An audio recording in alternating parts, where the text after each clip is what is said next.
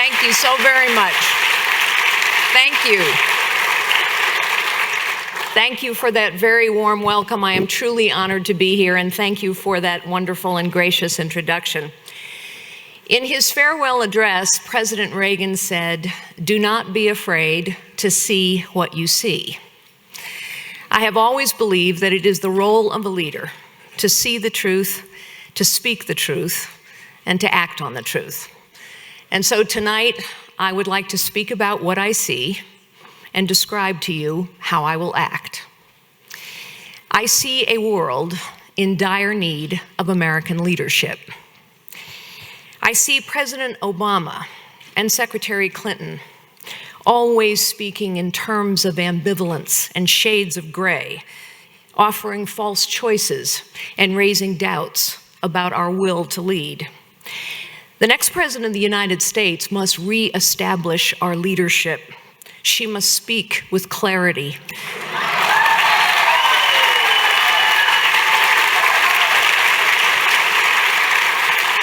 She must accept that some things are black and white, and she must act with courage.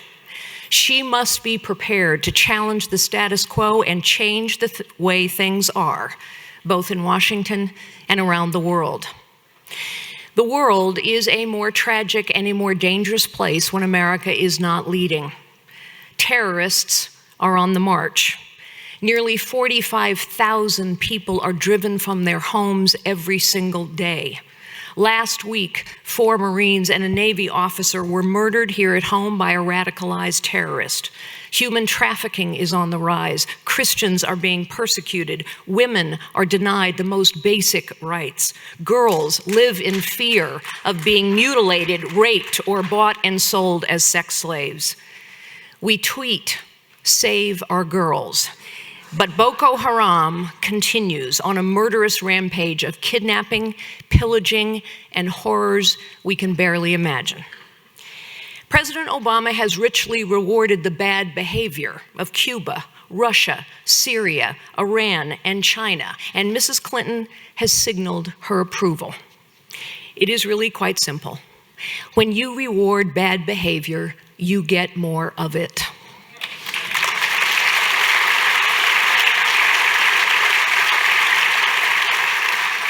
President Obama has negotiated a deal with an Iran that has repeatedly violated agreements, killed and wounded thousands of Americans, and flat out lied about every nuclear facility they have built over the last 3 decades.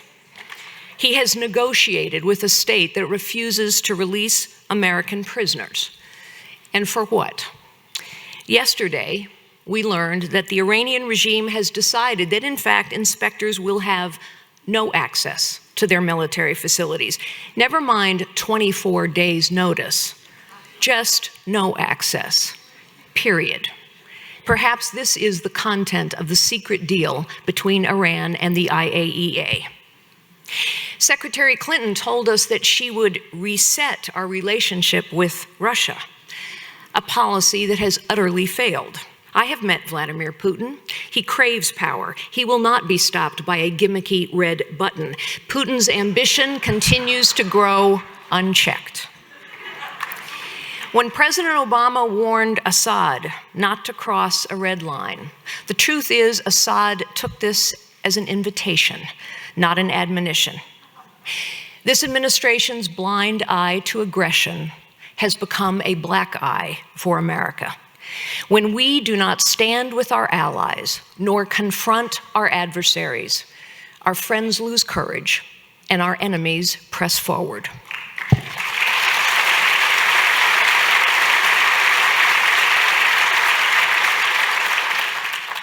I know you are outraged, sick of a professional political class that lectures and harangues and never actually says anything at all. You know that empty promises and bumper sticker rhetoric solve nothing. For too long, we have had too many speeches and too few results. The American people now deserve an honest leader who will own up to the difficulties of the job in front of her and who has a track record of leadership, accomplishment, and challenging the status quo. As you are all aware, I am not a member of the professional political class, but I do have extensive national security and foreign policy experience. I have served as the chairman of the CIA's External Advisory Board, and I have advised secretaries of state and defense and homeland security, as well as the NSA. I have done so with the highest civilian security clearances. I have led a company doing business in 170 countries. I have advised governments and done charity in their nations. I have met with and gotten to know many world leaders on the stage today. They know me, they respect me, and most importantly, they trust me as a woman of action and a woman of her word.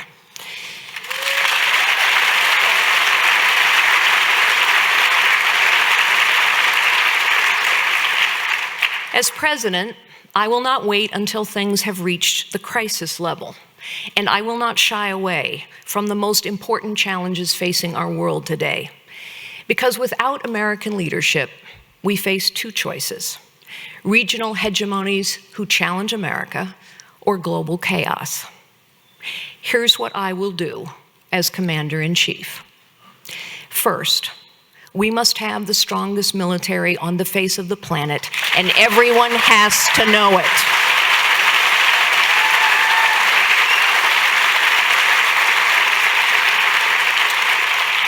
This will take both an investment in our military and a reform of the Defense Department.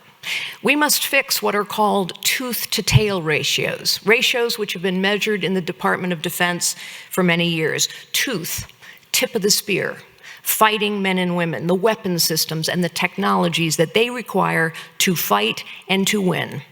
Tail, bureaucracy, far more than we need to defend our nation.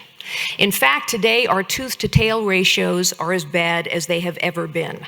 So it's not just about throwing more money at the problem. It is about investing our money, as well as our intellect and our imagination, in the right places, tooth, and reducing the amount spent on a bureaucracy in need of reform, tail. President Obama announces the layoff of 40,000 troops in response to sequester cuts. Professional politicians, you will remember, have engaged in the brinksmanship which brought us the sequester. And while everyone decries it, no one has fixed it. The next president of the United States, like Ronald Reagan, will need to rebuild our military capability. Morale of our armed forces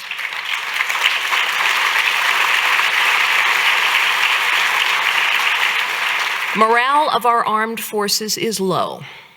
We need a commander-in-chief who will unabashedly celebrate their honor, their courage, and their sacrifice.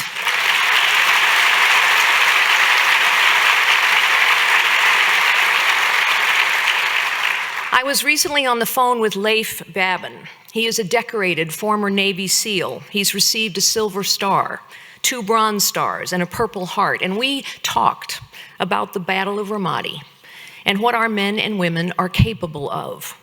We have the bravest, strongest fighting force the world has ever seen. It is time we act like it.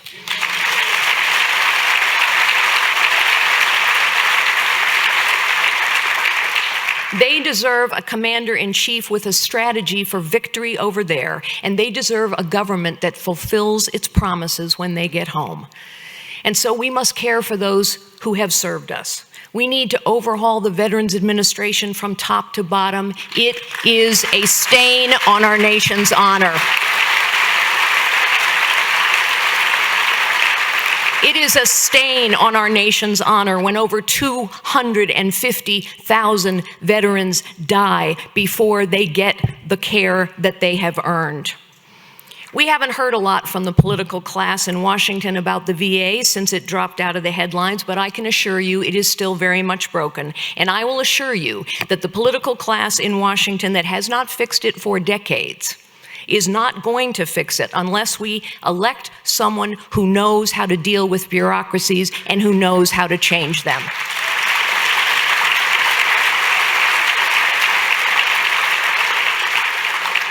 On my first day in the Oval Office, I will make 2 phone calls. The first will be to my friend Bibi Netanyahu, to reassure him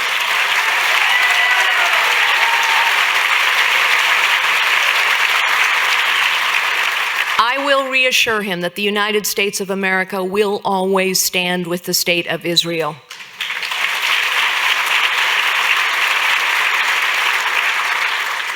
My second phone call will be to the Supreme Leader of Iran. Realistically, he might not take my phone call. He will get the message, and the message is this: New Deal. Unless and until you are prepared to open every military facility and every nuclear facility to full and unfettered, anytime, anywhere inspections, we will make it as difficult as possible for you to move money around the global financial system.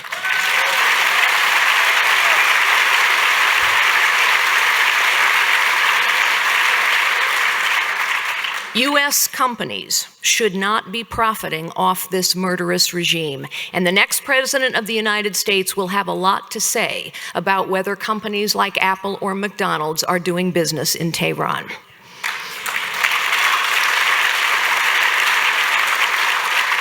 Those two phone calls I will make are important in and of themselves, but they are also signals to every ally and every adversary we have. And the signal is, the unmistakable message is, America is back in the leadership business.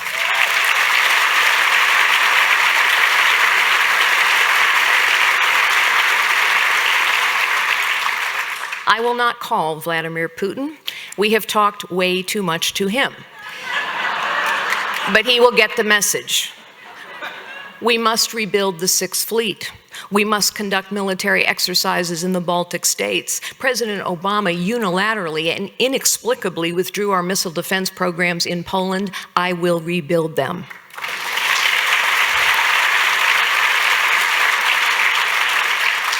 And then there's ISIS. We learn more every day about the atrocities committed by this evil. Christians are being crucified. Children are being used as body shields for jihadi soldiers. Muslims are being killed just because they're the wrong kind of Muslim. Women and girls are subject to systematic rape.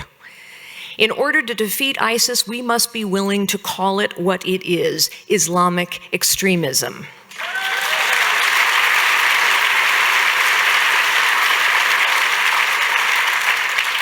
When 21 Coptic Christians were beheaded on the beaches of Egypt, the president of Egypt, President al-Sisi, a brave and pious Muslim, went into the center of Cairo to visit with the most powerful imams.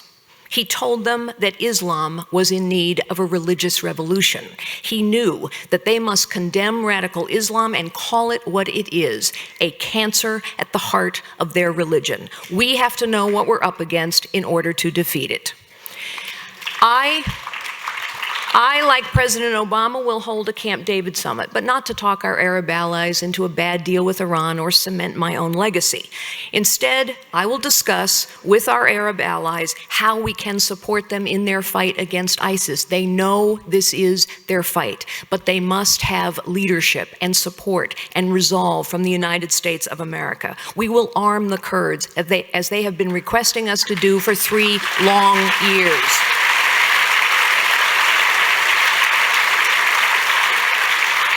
I will provide King Abdullah of Jordan, a fine man I have known for many years, with the bombs and the materiel he has requested, instead of forcing him to turn to the Chinese for help. I will share intelligence with the Egyptians as they have requested. The Kurds, the Jordanians, the Egyptians, the Saudis, all of them are fighting ISIS on the ground as we speak. They know this is their fight, but they must see leadership and resolve and support from the United States of America. I will make a promise to our friends in the Middle East to actually train their troops to fight ISIS, and I will keep that promise. President Obama told us that he would spend $500 million to train 3,000 troops within a year. We have trained 60. This is simply unacceptable. And what do we see now? ISIS is gaining traction. The FBI now tells us they are more dangerous than Al-Qaeda ever was. Secretary Clinton and President Obama declared victory in Iraq in 2011 and withdrew. They watched while ISIS grew, and a growing crisis is now spiraling out of control. Here is another truth that we must see and speak and act upon. China is our rising adversary. The Chinese people have tolerated repression, corruption, pollution, substandard safety in return for economic growth and an escape from poverty. And we, the United States of America, have been an important engine for that growth. This gives us real leverage. We have the ability to impact their economy and to change their calculation. China is using their economic might to rewrite the global order. They are now the world's largest purchaser of oil. They loan money to developing nations so that they can build roads and infrastructure, but they're not doing it for goodwill. They're doing it because they want these countries' natural resources. And unfortunately, these countries see no viable alternative today. China has quickly built an international banking institution to rival the World Bank. China is building their economic power, and make no mistake, they will wield it ruthlessly. We are a nation founded on entrepreneurship and innovation, creativity, and open markets, and therefore our prosperity is boundless. The Chinese people are willing to tolerate a repressive regime in exchange for growth, but in fact, their lack of freedom will ultimately limit their growth. There are cracks in the facade already. Just a few weeks ago, we saw their stock market in free fall. There was another 8-point plunge in their markets overnight. The Chinese government is trying to prop up these markets, but this is not a lasting solution. Our next president must realize this opportunity and respond with confidence using the tools we have here at home. For example, the Chinese, like the Iranians and the Russians, engage in draconian internet censorship. Just as Ronald Reagan tore down a physical wall, we must now tear down these cyber barriers to the exchange of free information.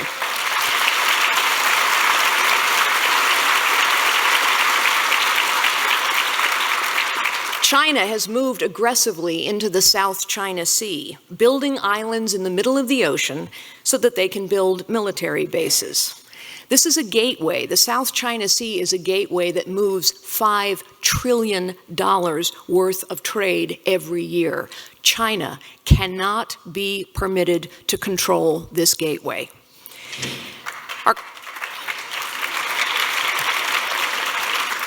Here is another truth. Our current president largely created this situation. In 2012, President Obama brokered a deal between the Philippines and China to withdraw from a disputed portion of the South China Sea together. China violated that agreement, and we stood by as the Chinese went from testing the waters to jumping all the way in. We must push back against rising Chinese aggression. We should work with the Vietnamese and the Philippines to improve their surveillance capabilities to deter the Chinese. We should conduct military exercises with our Filipino friends. We must tell China, if you declare an air defense identification zone over the South China Sea, we will not recognize it. We will not comply.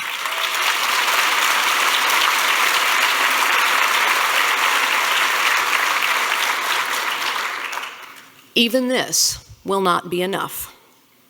They are working the Chinese hard to develop satellite and other technologies to counter our weapons advantage. They have long worried about our nuclear advantage, and now they are taking this opportunity to quietly build up their own arsenal and erode our position. And so we should help our Australian friends obtain military capabilities that they need and want. We should support the Japanese efforts to expand their forces. We must stand by our allies, because when we stand with them, they will gain the confidence and the courage to push back against those who seek to shift the balance of power. Today, the Chinese steal our intellectual property with impunity, and they engage in state-sponsored cyber terrorism. The Chinese government, as we now know, has stolen the personal information of over 20 million Americans. Now, we have known for over a decade that the Chinese were seeking to infiltrate our networks. We have also known about the vulnerabilities in those networks. And yet, once again, the government bureaucracy was too bloated and inept to act, and the political class was too complacent to stop it. Having obtained the highest security clearances available to a civilian, I know that the Chinese now possess all of my personal information. This is more than just a bureaucratic failing. The Chinese now possess incredibly valuable intelligence. The answer from the political class is to demand the resignation of the head of the Office of Personnel Management. But what has been done to protect us from future cyber attacks? Has anything changed? The political class honestly moved on as soon as the outrage subsided, and the bureaucracy continues to lumber along. And let us not forget our former Secretary of State, who told us that her private server was protected from hacking because she had 2 Secret Service agents guarding it. We were not worried about your server being stolen, Mrs. Clinton, although perhaps you were. We were worried about it being hacked. Or worse, being used as a backdoor to hack into the State Department system, which is exactly what appears to have happened at OPM. The next president must understand technology. She must understand both how to use it to harness the power of our citizenry to engage in the process of their government, to change and challenge bureaucratic status quos, as well as to protect and defend our nation. As Mrs. Clinton now runs for president, she likes to talk about her support for human rights, for women's rights, for democracy. But unfortunately, her actions conflict with her words.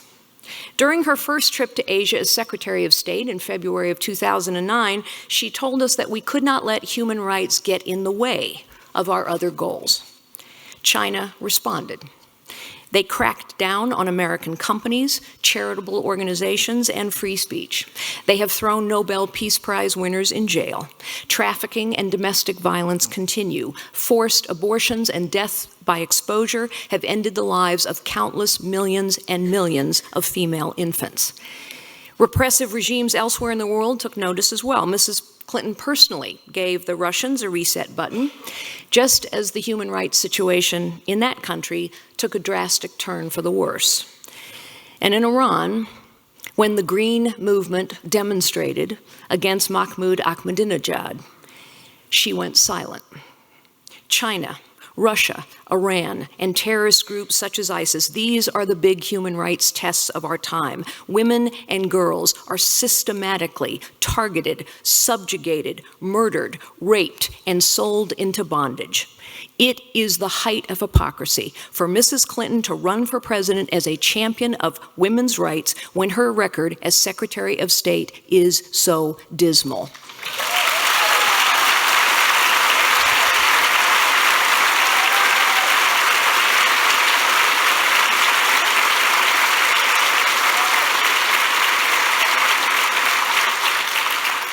Our ideals are a light that shines in the very darkest corners of the world. And today, without American leadership, we have far too many dark corners. I see our nation at a crossroads. Margaret Thatcher, a woman I admire greatly, once said that she was not content to manage the decline of a great nation. Neither am I.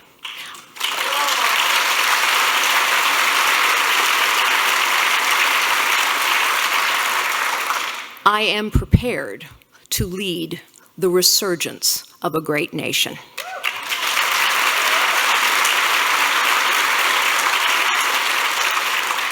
I, like all of you, am deeply proud of our extraordinary nation and grateful to be an American. This gratitude and pride is called patriotism. It is one of the greatest things about our country, and our enemies hate it. In 2013, Vladimir Putin wrote in an op-ed to the New York Times that our patriotism is dangerous. Just 2 weeks ago, as we negotiated with Iran, the Supreme Leader denounced Americans as the ultimate embodiment of arrogance. Tyrants know that our patriotism, our principles, and our policies enable us to be a leader on the global stage. Today, Americans sense danger at home and abroad. People all over the world know that the fundamentals of freedom and human dignity are threatened. And when we abandon an ally or embolden an adversary, it reverberates throughout the world, and as we tragically know, these ripples can too easily land on our shores. We need a president who will see and speak and act on the truth. We need a president who knows that some things are black and white, and who will be a clear-eyed advocate for policies formed by principles, not by politics and polls. We need a president who will reassure our allies that we are a friend who can be trusted, and who will show our adversaries that we will not be bullied or intimidated. We must nominate and elect a president who will proudly wear the mantle of leadership that a weary world wants us to wear. I know what such leadership requires. I will recognize dangers with eyes wide open, but I will also embrace with open arms the enormous potential of these amazing times. I am prepared to be a president who leads the resurgence of this great nation, both here at home and around the world. Thank you, ladies and gentlemen, and may God continue to bless the United States of America.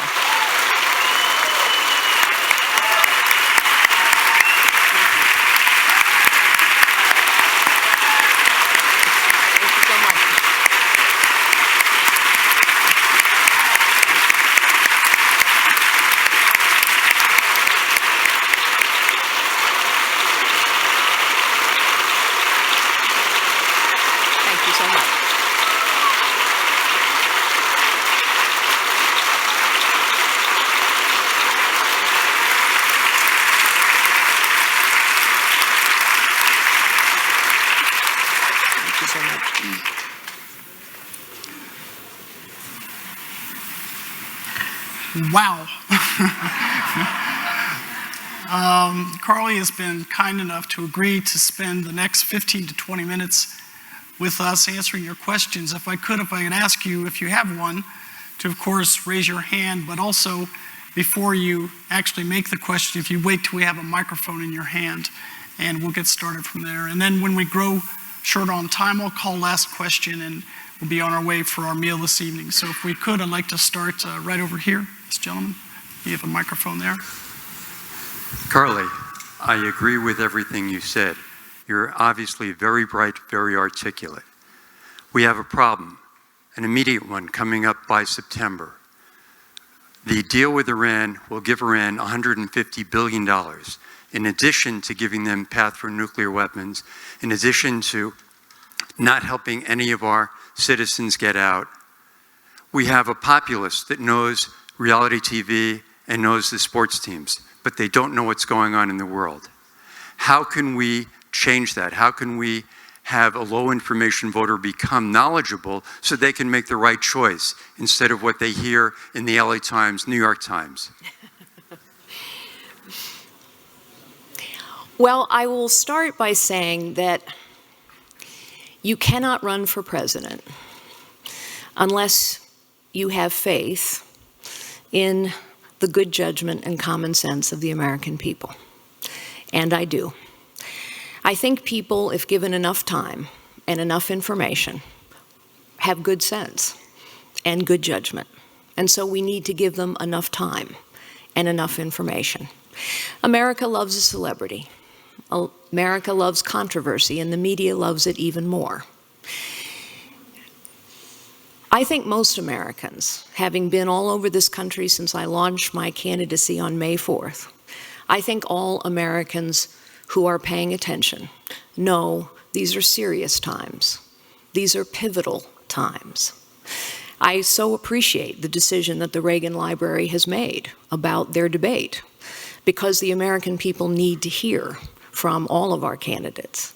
But ultimately, I have faith in the American people, their common sense, and their good judgment, and I think they'll figure this out.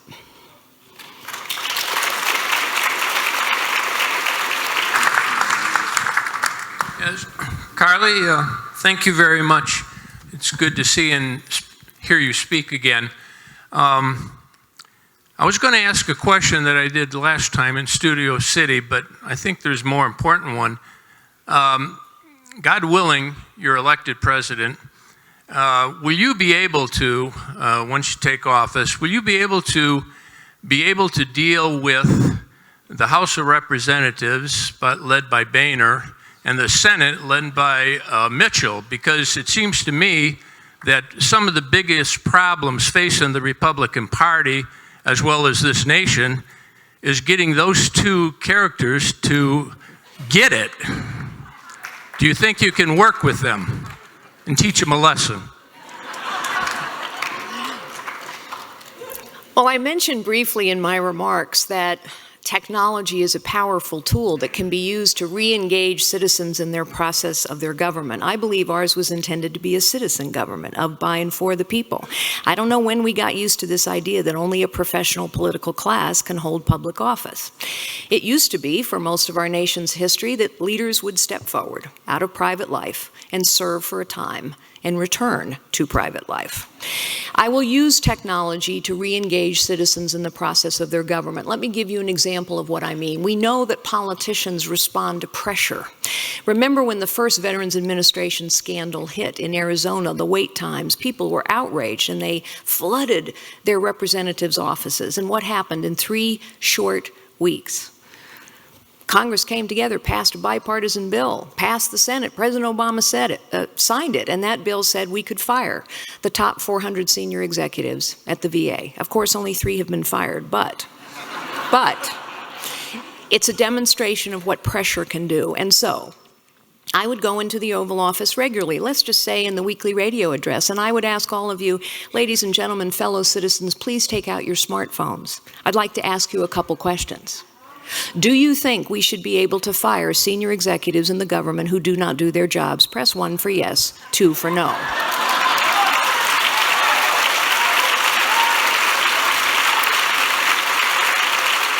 This technology exists, ladies and gentlemen, this technology exists. Or I might ask, for example, do you think we actually should know where our money is being spent? Do you think we should force every agency to justify every dollar of every program every single year?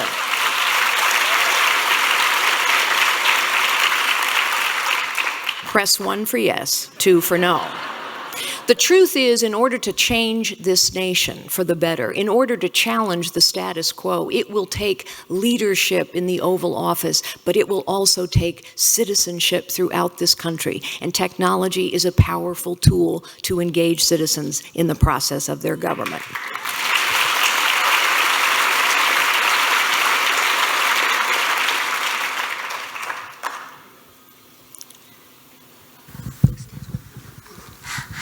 God bless you, and we should all pray that you are our next president.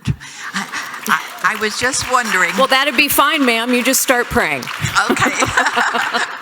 I was just wondering if you think there's a possibility that Donald Trump will be the Ross Perot in 2016. You know, there are many things that I am prepared to speak about, but I am not prepared to predict the behavior of Donald Trump.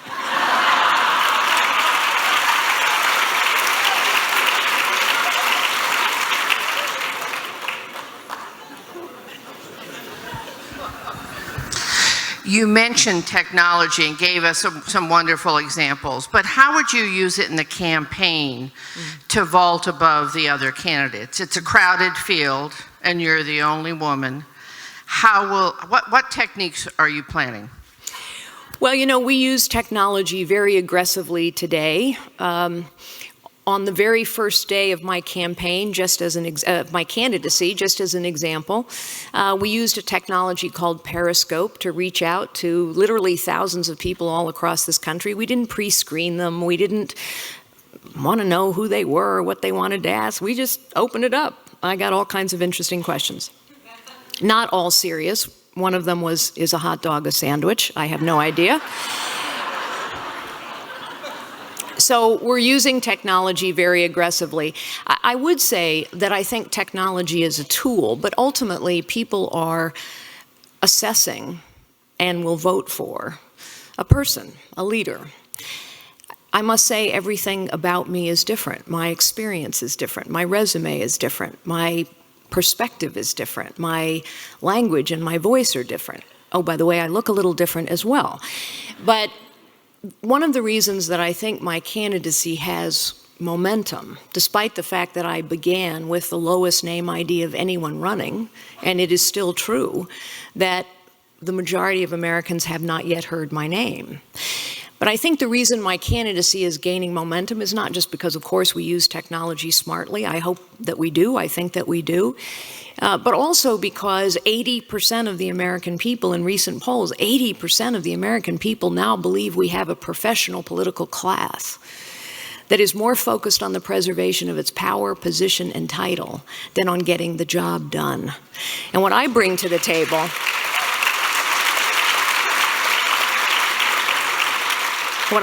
table is a track record of leadership, a track record of challenging the status quo, a track record of getting things done. Up in the balcony. Thank you so much for being here. As we're all aware, our president has issued quite a few impacting executive orders on immigration. Would you please briefly tell us how you would address the problems that we have and how you would go into the future resolving this problem? Well, first, every single one of those executive orders has to be rolled back. They were lawless at the time, and they are lawless now. But immigration is one of those problems that I think infuriates the American people because it's the classic example of the professional political class doing nothing. I mean, everyone's giving speeches about it now, but here's the truth. Our borders have been insecure for 25 years. San Francisco has been a sanctuary city since 1989. We have 300 of them in this nation. The legal immigration system has been broken for 25 years. So we need to do the basics. We need to quit talking about securing the border and do it. It's not rocket science, ladies and gentlemen. We know what it takes. It takes money. It takes manpower. It takes technology. But a nation that cannot protect its borders cannot protect its sovereignty. We must protect the borders. Second, we must fix the legal immigration system. We have 16+ separate visa programs today. We are letting people in on legal visas, and then they just stay. So half the people who are here illegally came here legally and just never went home. We're handing out thousands of border crossing cards every single day that permit somebody to cross the border for a day, and then we just never check whether they come home. So guess what? A lot of them don't. We don't have an employer verification system that works, so we can't hold employers accountable. All of those things can be fixed, not by a bloated, inept bureaucracy, but none of these things are rocket science. They all have to be fixed. And if we do not do the basics, securing the border, making sure that federal law is followed in sanctuary cities, fixing the legal immigration system, then why should the American people have faith in government to tackle more complicated problems? And in fact, the American people's confidence in government and in their political process is eroding. And that's a dangerous thing for a citizen government. Finally, when we have done those basic things, we have to decide what to do with the people who have come here illegally and stayed here illegally. My own view is this: if you have come here illegally and stayed illegally, you do not get to earn a pathway to citizenship. There must be consequence.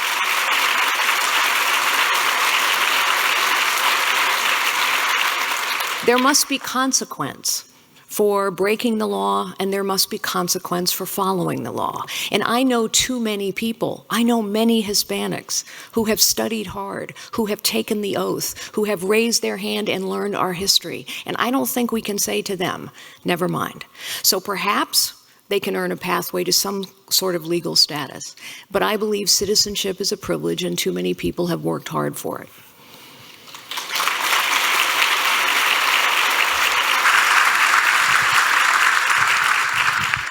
I know you've addressed several times about approaching how you're going to meet different voters, but I have 3 of my 4 children who are approaching voting age. And when our previous president was running, I noticed that the programs on TV, specifically MTV, which I did not let my children watch, were directed specifically toward that age. And they only were focused on one side of voting, specifically, I hope I don't offend anybody, specifically only for President Obama. They didn't even show that there were any other candidates running. And then at that time, they were also doing Saturday Night Live, was only running Obama as well. And I was really concerned for the young people because they were unaware of any other president running. And so when they went to the polls, they weren't even aware of any other president running. And so I'm really curious, what are you specifically going to do to target the young people? Because I have 3 coming out, and they're in our homes, so they're aware. Yeah. But what about the kids that aren't? I understand. So first I would say that we have to go where they are.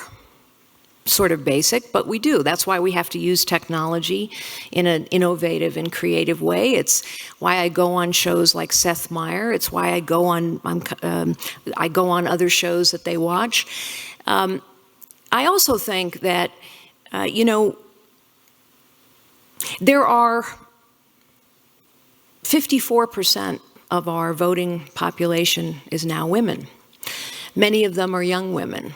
So I would just say to all of the women out there, please don't vote for me because I'm a woman. Vote for me because I'm qualified to do the job. But if you're really...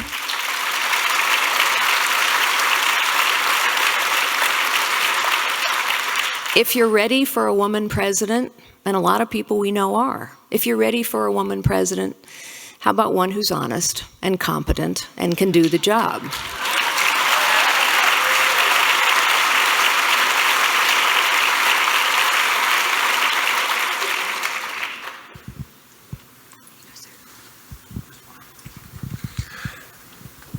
I look around this room and I see an awful lot of people that look like me.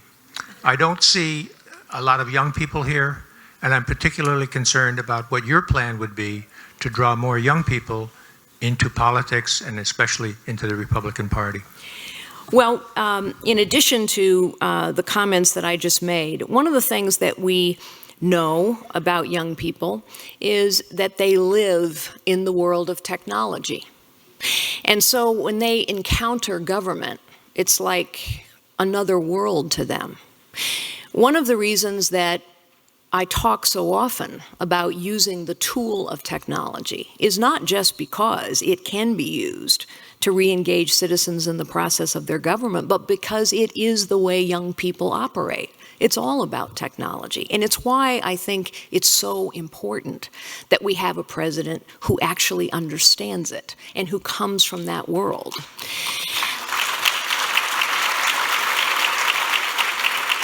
I would also say that just in general, we need to talk to people where they are. You know, the Democrats play identity politics. They put people into groups. They give them identities. They say, you're young people, you care about this. You're African American, you care about that. You're Hispanic, this is your issue. You're women, that's your issue. And then they divide. And they do so to win elections. We can never play that game. I was asked, on the other hand, we have to go where people are, and we have to speak in language that they can understand. A nation divided is a nation that falls. I was recently asked on The View, why I was a conservative. I went on The View. You got to go where people go, right? And I actually had quite a good time. And halfway through the interview, I think the ladies of The View kind of liked me. And so Rosie Perez, one of their lovely hosts, said to me, "You know, Carly, I'm not a Republican." I said, "Oh, Rosie, I'm shocked. I never would have guessed that." She said, "I'm not a Republican. Why are you?" In that tone that people get. And here was my answer. Because I know no one of us is any better than any other one of us. Every one of us has God-given gifts. Each of us can live lives of dignity and purpose and meaning, and I know that our values and our principles and our policies work better to lift everyone up. That is the fight we must have in 2016, ladies and gentlemen, to win this election.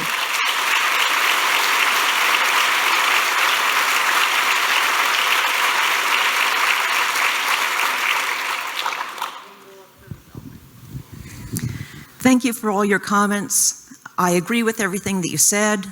I want a Republican president. It's great if it's a woman, that'd be great. I'm a registered Republican, but I am conflicted. Sometimes I do vote Democratic. And what I value about my Republican beliefs is, as a business owner, as a business person, I can make my own business choices. But as an individual, I'm restricted from making my personal choices, which is where the Democrats are, valued. Whether it's abortions, the right to die, gay marriage, I think people should be able to make their own choices, and that shouldn't be a political thing, but it is. And when Paul Ryan was here 4 years ago, he said that the Republicans need to be more inclusive of the people to win. And as you just said about the Rosie O'Donnell thing, everyone, I forget how you said it, but you said everyone is no better than anyone else.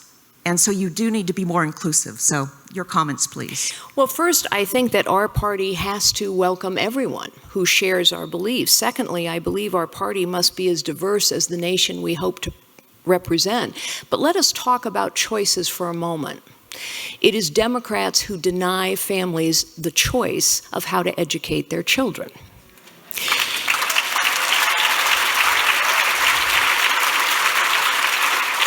It is Democrats who consistently are on the wrong side of this issue. In LA, it was not upper income families, it was lower income families that sued the LA school district because their children were failing in a completely inadequate school. The teachers union sued back. Fortunately, the parents won, but why were they driven to that point? Because the teachers' unions refused to stand up and accept that accountability in the classroom matters. What has President Obama done? Curtailed choices, tried to destroy for-profit colleges, just as one example. What did Mayor de Blasio in New York City campaign on as mayor? He campaigned on taking choices away from parents by getting rid of charter schools and voucher programs. And if you watch the protests, people who crossed the bridges to protest against Mayor de Blasio, these were not mothers and fathers from the Upper East Side. These were lower income parents who knew that if he took their choices away, he was taking away their children's chances. I remember I was talking about the fight we need to have in 2016. I will never forget, honestly, the head of the Chicago Public Teachers Union, who in the middle of a strike, and the issue, of course, was teacher accountability. In the middle of a strike, she takes to the microphones and she says this: "We cannot be held accountable for the performance of the students in our classrooms because too many of them are poor and come from broken families." Now, what was she saying? She was saying, if you're poor and you come from a broken family, you can't learn, you don't have God-given gifts, you don't have potential. Ladies and gentlemen, that is not what we believe.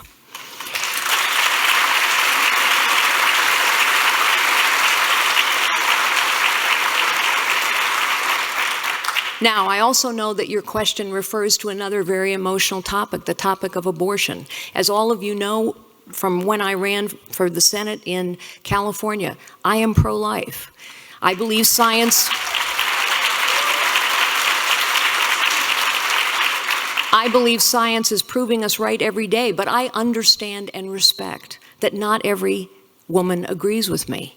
I believe that when a woman faces a difficult choice, we should be filled with empathy and support for her, never judgment, never vitriol.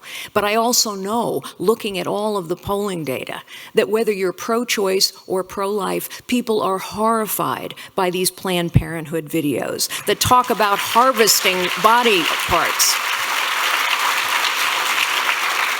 And I also know that the majority of women, the majority of Americans, the majority of young people now believe that abortion for any reason at all after 5 months is wrong.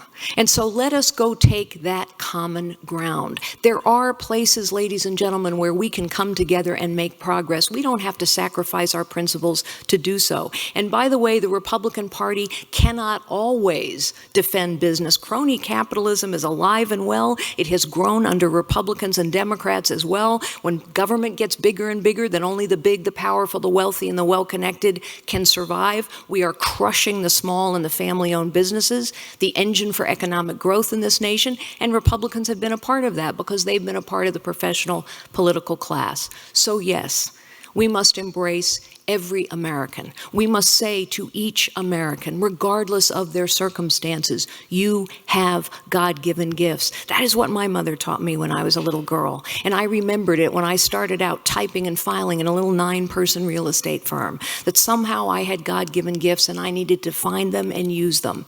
Every one of us needs someone to take a chance on us sometimes. I have. Every one of us needs a helping hand sometimes. I've battled cancer. My husband and I lost a daughter to the demons of addiction. All of us go through hard times sometime, and we cannot leave any American behind.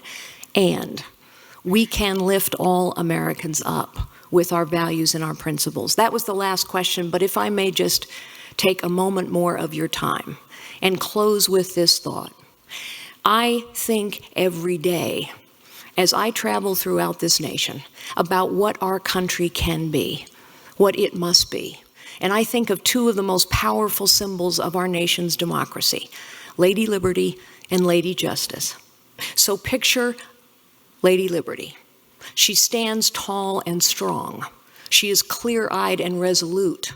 She does not shield her eyes from the realities of the world, and she faces out into the world, which is the way America must always face. And Lady Justice, she holds a sword because she's a fighter, a warrior, for the values and the principles that have made this nation great. She holds a scale. And with that scale, she is telling us all of us are equal in the eyes of God. And so all of us must be equal in the eyes of the law and government, powerful and powerless alike. And she wears a blindfold. I think her blindfold reminds us that it must be true, it can be true in this nation, in this century, that it doesn't matter what you look like. It doesn't matter who you are. It doesn't matter what your circumstances, and it doesn't matter how you start. Here, in this nation, every American's life must be filled with the possibilities that come from their God-given gifts, with liberty and justice for all. Thank you so very much, ladies and gentlemen. God bless you.